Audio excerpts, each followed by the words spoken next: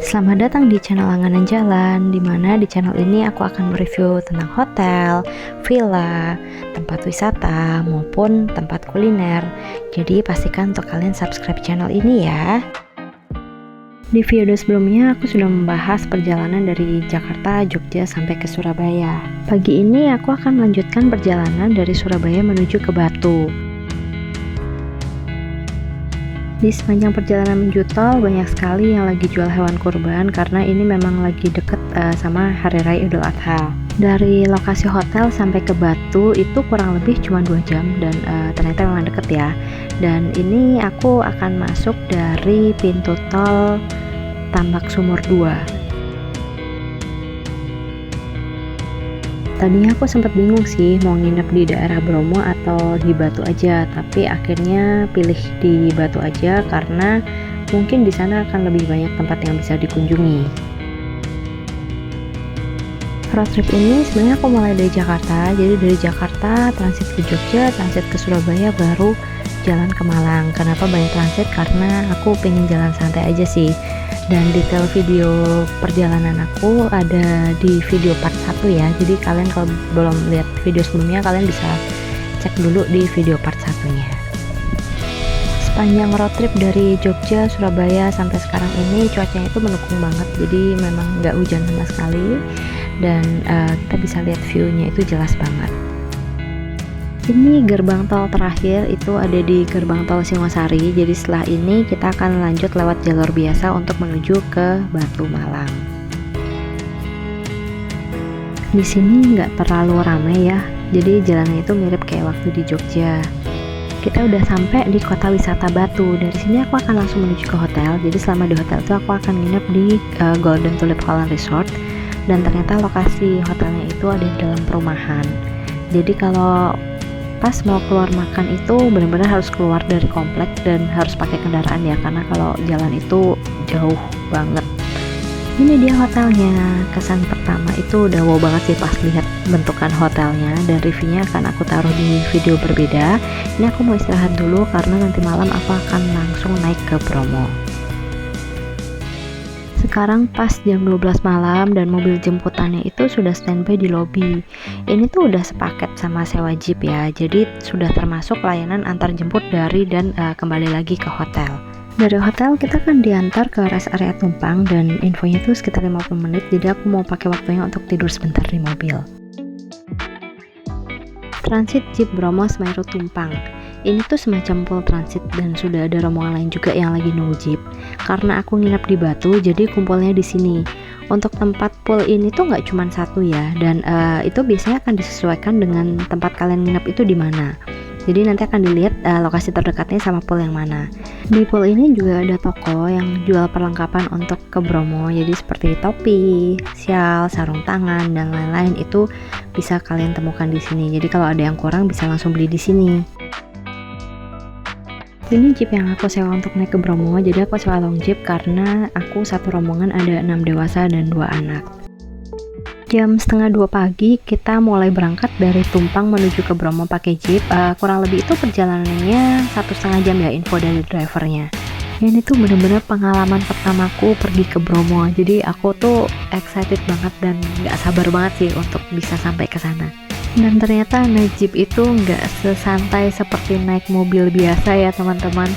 Di sini itu kalau kalian bisa lihat kameranya goyang-goyang itu bukan karena aku yang nggak stabil, tapi emang ya seperti inilah jalannya kalau kita naik mobil jeep ke Bromo.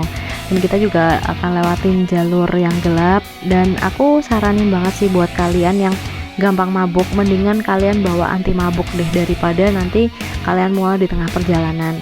Dan untuk yang lagi hamil kayaknya aku saranin jangan naik ke Bromo deh, karena medan itu kayaknya kurang sesuai aja sih buat kalian.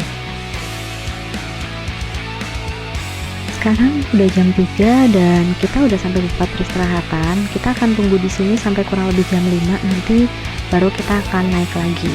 Di sini tuh dingin banget ya, jadi topi, sarung tangan, jaket itu nggak pernah aku lepas sama sekali. Cuman sayangnya aku tuh nggak bawa shawl, jadi dinginnya itu masih berasa banget. Kalau kalian mau dapat view yang lebih bagus, sebenarnya bisa di tempat yang lebih tinggi. Cuman karena aku bawa orang tua, jadi aku memutuskan berhentinya di sini aja. Sekarang udah jam 5 dan antrian jeepnya juga udah banyak banget, jadi aku juga udah mau mulai naik ke atas untuk lihat sunrise. Jalanannya ini lumayan curam ya, dan agak licin juga sih karena banyak pasir terus gelap. Jadi kalau kalian pas naik ke sini, kalian bisa pakai senter dari handphone supaya jalannya lebih kelihatan. Udah sampai di atas sini, biasanya ada yang nawarin untuk sewa selimut ataupun tikar, jadi bisa duduk-duduk lesehan dan selimutan biar nggak terlalu dingin. Menurut aku ini view-nya bagus banget, apalagi kalau kita bisa lihat di tempat yang lebih tinggi, jadi bisa lebih jelas lihatnya. Mungkin pemandangannya jauh lebih bagus juga sih kalau kalian naik ke atas. Ini view yang bisa kita lihat setelah mataharinya udah mulai naik, dimana semuanya itu udah mulai kelihatan jelas, dan ini tuh bener-bener bagus banget.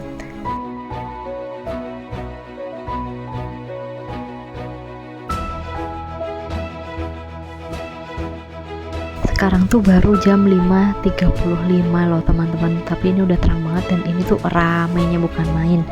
Padahal katanya ini tuh belum serame kalau pas musim liburan ya, nggak kebayang tuh ramainya bakal seperti apa.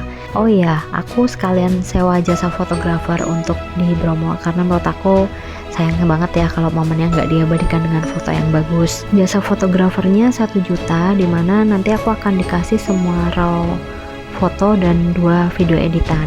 Fotografernya akan ikut naik jeep dari pool, jadi kalau kalian pakai jasa fotografer pastikan jeepnya itu juga muat buat fotografernya ya. Ternyata pas sampai bawah jalanannya udah padat banget, rame, dan sebagian jeep udah mulai jalan turun.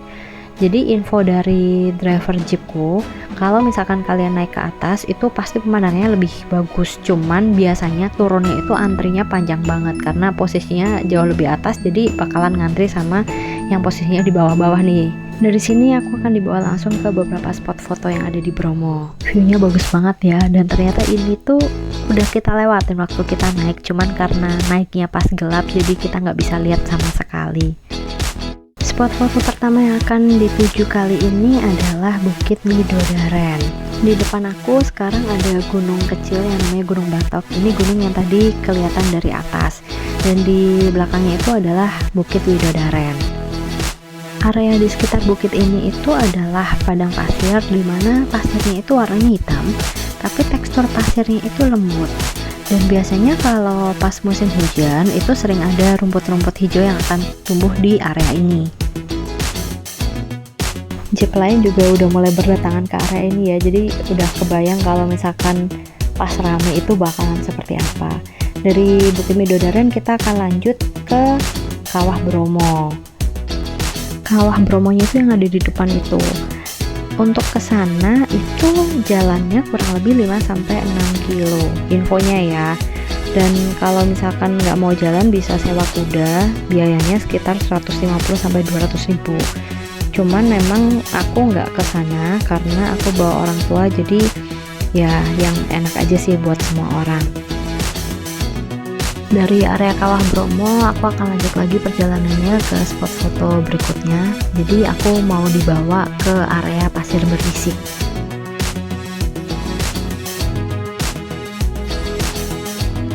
Pasir berbisik merupakan lautan pasir yang luas, di mana pasirnya itu berwarnanya lebih terang dibanding Bukit Widodaren. Ini disebut pasir berbisik karena saat tertiup angin, butiran pasirnya itu akan berterbangan dan terdengar seperti bisikan. Dan bentuknya juga bergelombang menyerupai ombak-ombak kecil. Kalian juga bisa foto di atas kuda untuk di setiap spot yang ada di area Bromo ini. Biasanya biayanya itu sekitar 20.000 kalau kalian mau pakai kuda untuk berfoto.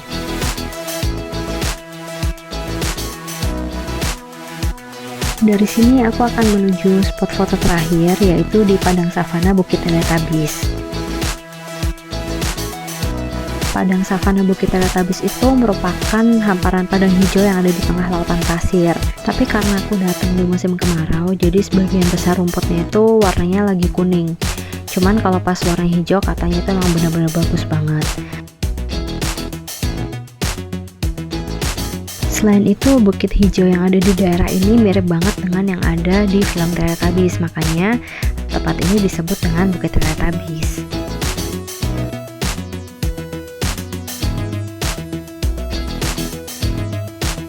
Semua spot foto udah aku datengin, jadi sekarang aku mau turun lalu kembali ke hotel. Aku mau kasih info juga, kalau kalian pakai Jeep Bromo itu pasti kalian juga akan diantarin ke spot-spot foto yang tadi aku informasiin di video ini. Selain itu, kalian juga akan dapat layanan antar jemput dari hotel maupun nanti dikembalikan lagi ke hotel. Perjalanan ke Bromo ini aku sewa long jeep, harganya 1,4 juta. Tapi untuk harga ini kalian harus cek masing-masing juga ya, karena biasanya akan disesuaikan juga dengan lokasi penginapan kalian dan jenis jeep apa yang kalian pakai. Jadi kalian bisa pakai jeep yang biasa ataupun long jeep ataupun yang atasnya directnya kalau kalian mau foto di atas jeep. Ini beberapa foto yang aku ambil dari spots yang ada di area Bromo, dan ini tuh semua areanya tuh bagus-bagus banget. Jadi buat kalian yang suka untuk melihat pemandangan alam, ini cocok banget buat kalian. Sepanjang perjalanan turun dari Bromo, kita juga bisa lihat ladang kentang yang luas banget, dan pemandangannya itu nggak kalah bagus dengan yang ada di atas tadi.